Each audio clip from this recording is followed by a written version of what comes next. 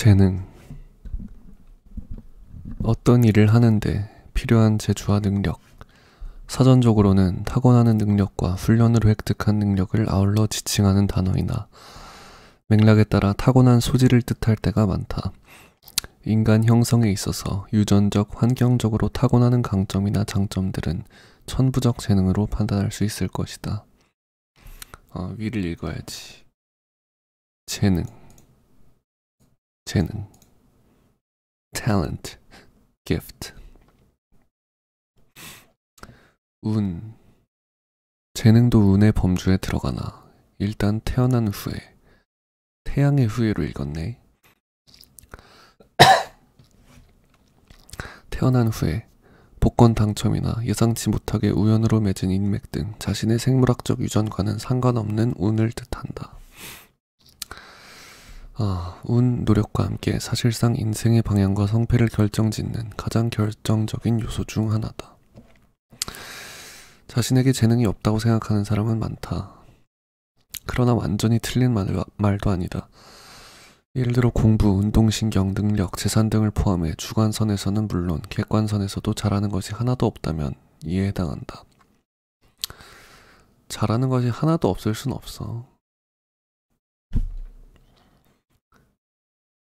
예를 들어서 아무것도 안 하는 걸 잘하면은 그거 잘하는 거지. 생각이 너무 많으면 생각을 잘하는 걸 수도 있고. 그렇게 생각해야지. 자신의 재능을 찾는 데엔 다중지능 이론이 도움된다. 다만 자신의 길을 찾았다고 당신이 엄청난 재능을 발휘하는 것은 아닌데 재능의 급이 다른 사람들이 있기 때문이다. 예시, 프로스포츠에서 데뷔한 후 단 몇 경기만 뛰고 사라져버리는 무수한 선수들조차도 보통 사람들과는 비교를 불허하는 신체 능력의 소유자들이다. 맞아. 바로 사라지지 않고 1군과 2군으로 가면서 팬들의 비난을 받는 선수급이라면 더더욱 그렇다. 하지만 모든 능력 측면에서 완벽한 사람은 현재까지 관측되지 않았다. 예를 들어 리처드 파인만은 천재로 유명했지만 지독한 몸치였다. 각종 전문직 면허 및 자격증 혹은 학위 등을 타고나는 사람은 없다.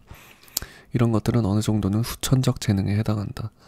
참고로 모국어가 아닌 언어를 구사하거나 글을 쓰는 등 오른손잡이가 양손을 활용하는 데에도 훈련이 필요하다. 하지만 이런 학위나 자격증을 따는 것이나 언어를 배우거나 그 외 훈련을 받아들이는 능력과 속도는 사람마다 모두 각자 다르게 타고난다.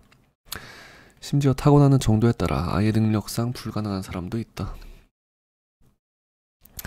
학력으로 예를 들면 타고난 게 다른 모든 사람이 아무리 노력한다고 해도 전부가 다 한국으로 치면 서울대, 외국으로 치면 하버드대 학위를 따지는 못한다.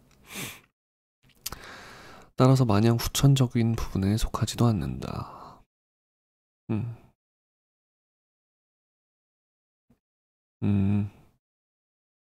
그러니까 이런 후천적인 노력도 다 후천적인 게 아니라는 거죠. 이 말은. 그럴 수 있어. 피카소는 재빠르게 그려내는 재능을 지녔지만 그런 재능을 얻기까지 들인 수고와 노력을 생각하면 마냥 소질에 의한 것이라고만은 할 수 없을 것이다. 이게 무슨 뜻이지? 그래. 오케이. 그래도 빠르게 그리는 건 소질에 의존하는 부분이 크다. 그리는 재능밖에 없는 사람이 세밀하게 그리는 건 충분한 시간 및 자원이 보장되는 한 노력해서 달성할 수 있지만 아무리 노력해도 정말로 짧은 시간 안에 제대로 그리기는 무리가 따른다. 지능의 경우에도 엄밀히 노력의 일부인 생각에 집중하는 과정, 즉 몰입하고 염두에 두는 추론과 구분하며 그 의지는 노력이라고 봐야 할 것이나 그 지능으로서 이루어내는 생각의 결과나 결과를 이끌어내는 과정은 선천적인 사고력이 작용하는 소질의 부분이다. 한 번만 다시 읽어보자.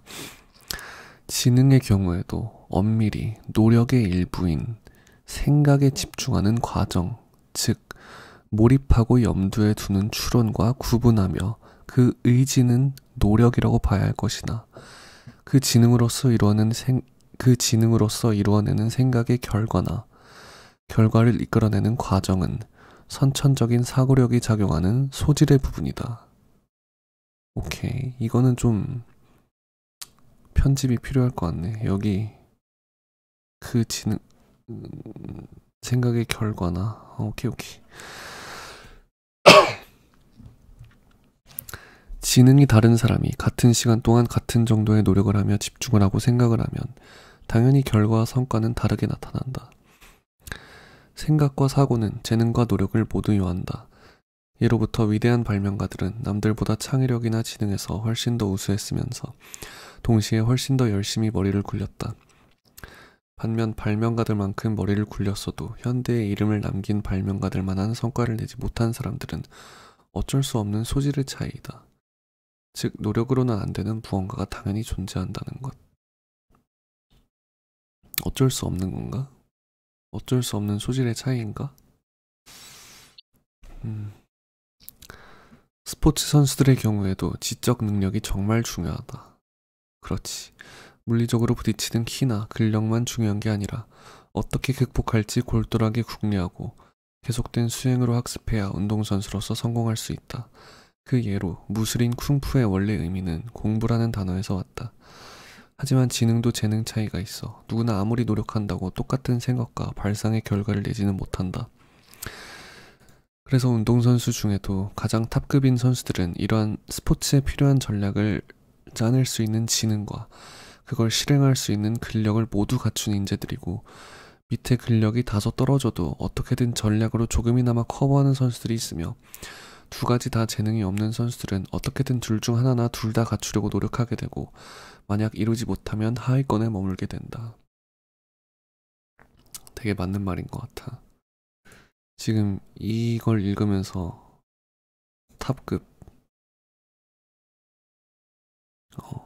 탑급인 선수들 지능과 근력을 모두 갖춘 인재 이걸 읽었을 때 마롱이 되게 떠올랐어.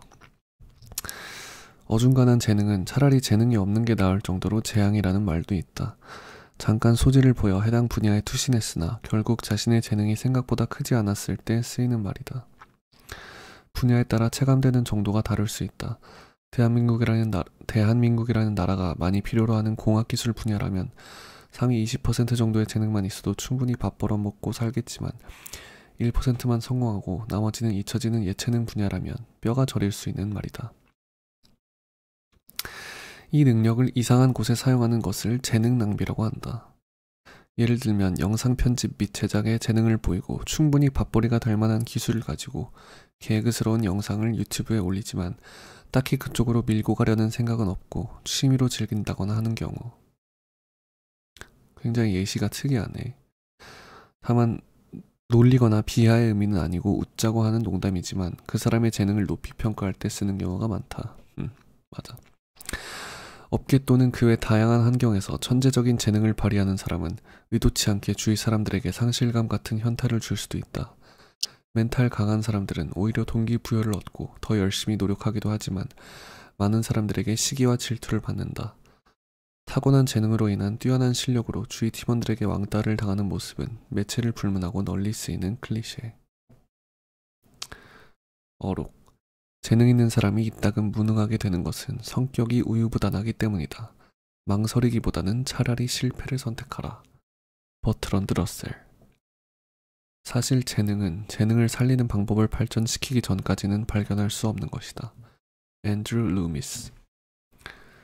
재능은 추구하는 관심사입니다. 다시 말해서 당신이 기꺼이 연습할 수 있는 것은 무엇이든 할 수 있습니다.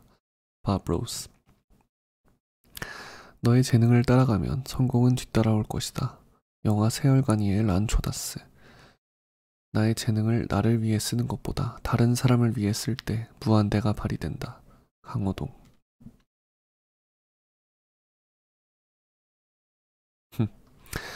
대부분의 사람들의 재능은 나중에는 하나의 결점이 되고 만다. 노인이 됨에 따라 이 결점은 점점 두드러진다. 생트 베브. 프랑스의 시인, 소설가, 문예평론가.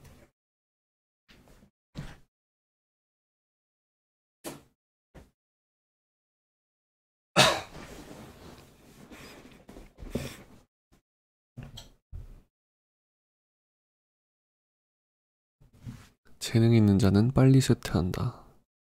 물맛이 좋은 우물이 쉬 마르듯이. 장자.